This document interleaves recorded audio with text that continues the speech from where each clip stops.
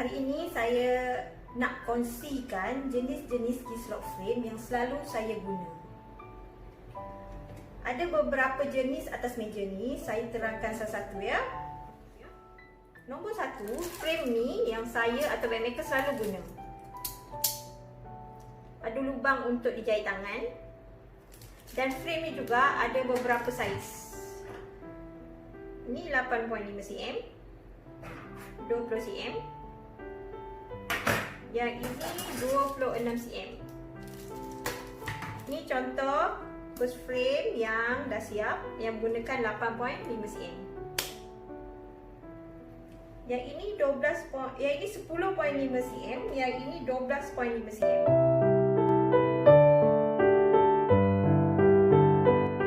Okey, yang nombor 2 pula, Kisslock frame yang menggunakan skru.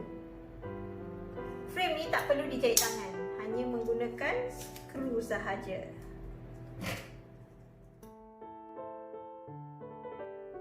Contoh Kisslock frame yang dah siap, yang ni saya buat.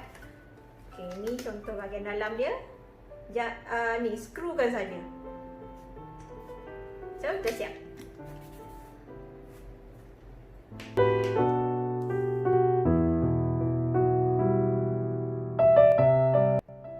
Kisslock frame yang nombor 3 ialah jenis yang ada lubang jahitan di bahagian depan sahaja.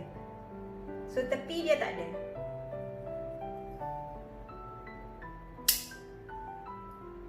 Yang ini contoh beg yang saya dah buat. Pattern terbaru, Elara Frame Bag. So, dia jahit depan saja. Lepas tu bahagian tepi dia jadi macam ni lah.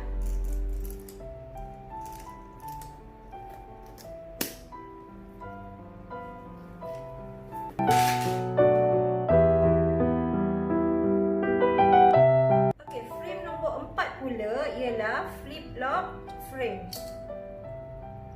Frame ni pun menggunakan skru sahaja. So, yang ni memang senang lah nak gunakan dia. Contoh bag yang dah saya buat menggunakan flip-lock frame ialah macam ni. Ni Sidra frame purse. Ni bahagian tepi dia jadi macam ni lah.